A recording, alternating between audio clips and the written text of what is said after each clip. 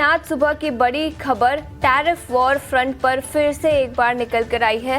Donald Trump ने reiterate किया है 25% के टैरिफ्स लगाए जाएंगे कनाडा और मेक्सिको पर, और इसके अलावा याद रखें चीन पर भी एडिशनल 20% टैरिफ्स लगाए जाएंगे। याद रखें पहले भी ये खबर आ चुकी है, लेकिन कनाडा और मेक्सिको पर जो टैरिफ्स लगाए जाएंगे वो आज से यानी 4 मार्च से इफेक्टिव हो जाएंगे और रेसिप्रोकल टैरिफ 2 अप्रैल से लागू होना शुरू हो जाएंगे। तो काफ़ी कुछ बयान फिर एक बार ग्लोबल बाजारों से निकल कर आ रहे हैं और इसी के चलते कल अमेरिकी बाजारों में तेज गिरावट दिखी।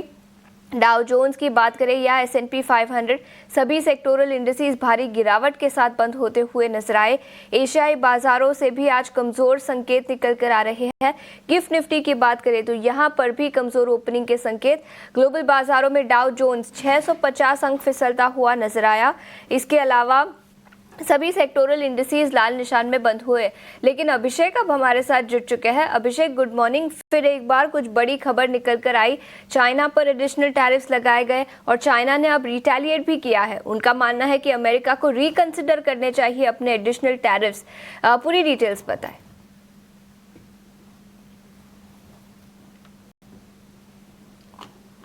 और शीशा, गुड मॉर्निंग। देखिए, आज वाकई सेंटिमेंट काफ़ी वीक है और टैरिफ को लेकर जो चिंताएं हैं वो काफ़ी ज़्यादा गहराती हुई दिख रही हैं।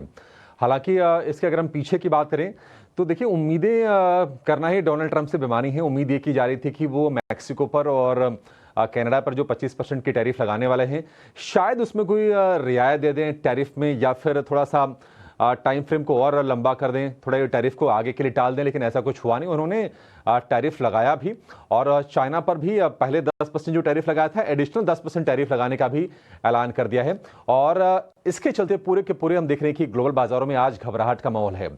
डाउ जोन्स में जो तेजी बनी थी शुक्रवार को, वो पूरी की पूरी तेजी हम देख रहे हैं कि कल रिवर्स हो गई है और 650 अंकों के आसपास से गिरावट डाउ जोन्स में रही है। नेस्डेक में जो पिटाई रही है वो काफी ज्यादा सीवियर रही है। 2.5% के आसपास नेस्डेक टूटा है और एनवीडिया, जो कि कह सकते हैं कि सेंटिमेंट को ड्राइव करता है अमेरिकी बाजारों में, खासतौर से टेक्नोलॉजी स्पेस में, का 8.5% की भारी भरकम गिरावट। करीब $350 बिलियन का मार्केट कैप हम देख रहे हैं कि एक ही झटके में एनवीडिया के शेयर से साफ हो गया। और ट्रंप के चुनाव से पहले प्री प्रेसिडेंशियल लेवल पर जहां ट्रेड कर रहा था एनवीडिया, अब फिर से उसी लेवल पर जाके खड़ा हो गया है, यानी कि सितंबर 2024 के। आप इसे समझ सकते हैं कि जो उत्साह बना था ट्रंप के चलते अमेरिकी बाजारों में, उसमें भी काफी बड़ा डेंट लगा है और एनवीडिया उसका एक साक्षात उदाहरण आपको दिखेगा। दूसरी जो चिंता बाजार को खाई जा रही है वो ये है कि जिस तरह की झड़प हमने देखी थी, तस्वीरें आई थी, पूरी दुनिया उसकी गवाह बनी थी, ज़ेलेंस्की जो कि यूक्रेन के राष्ट्रपति हैं और डोनाल्ड ट्रंप के बीच में, तो कुछ न कुछ तो होना था। ये सबको पता था कि नहीं, ये ऐसे नहीं चलेगा। और डोनाल्ड ट्रंप पहले एक बिजनेसमैन है, वो कुछ भी कर रहे हैं, कोई मदद कर रहे हैं या कुछ प्रस्ताव रख रहे हैं तो उसके पीछे बिजनेस होती है। तो यूक्रेन के मिनरल्स को लेकर वो डील करने वाले थे, खैर वो डील नहीं हुई। काफी कह सकते हैं कि बिटर नोट पर उस बैठक को अब्रप्टली खत्म करना पड़ा और उसके बाद जो प्रेस कॉन्फ्रेंस वगैरह होनी थी वो कुछ भी नहीं हुई। और अब खबर आ रही है व्हाइट हाउस के सूत्रों के हवाले से कि जो मदद दी जाती है यूक्रेन को, उसको पूरी तरह से बंद करने का ये फैसला ले लिया है डोनाल्ड ट्रंप ने। सूत्रों के हवाले से ये खबर जरूर आ रही है। एशियाई बाजारों का भी सेंटिमेंट हम देख रहे हैं कि काफी ज्यादा खराब है। निकेई में करीब 850 अंकों के आसपास की गिरावट है। हम दो बाजारों को बहुत क्लोजली ट्रैक करते हैं, एक तो जापान का बाजार है निकेई और दूसरा हांगकांग का इंडेक्स है हैंगसेंग। इन दोनों को हम ज्यादा ट्रैक करते हैं, बाकी बाजारों को हम उतना तवज्जो नहीं देते हैं। हैंगसेंग में भी करीब 450 अंकों के आसपास की गिरावट है। तो ये दोनों के दोनों बाजार भी हम देख रहे हैं कि काफी आज नेगेटिव शुरुआत के संकेत बाजारों के लिए दे रहे हैं। अगर हम गोल्ड की बात करें, लोगों का थोड़ा सा रुझान बढ़ा है सेफर एसेट्स की तरफ, जो कि इक्विटी में जब भी आपको दिक्कत दिखेगी लोग थोड़े सुरक्षित निवेश की तरफ जाते हैं। गोल्ड को फिर सपोर्ट मिला है, भाव पहुंच गया $2900 के आसपास के हम देख रहे हैं। कच्चे तेल में हालांकि गिरावट आई है, कच्चा तेल आ गया है $71 के आसपास। तो ये अपने लिए कह सकते हैं कि एक राहत की चीज जरूर है, लेकिन जो राहत हम उम्मीद करके चल रहे हैं कि हमें मिले, उसके दूर दूर तक कोई संकेत, कोई सिग्नल आते हुए बाजारों को नहीं दिख रहे, और वो है एफआईआई की खरीदारी। कल के सत्र में भी भारतीय बाजार में 4000 करोड़ रुपए से ज्यादा की एफआईआई की बिकवाली का ही आंकड़ा है और ये चीज निश्चित तौर पर डेंट करेगा।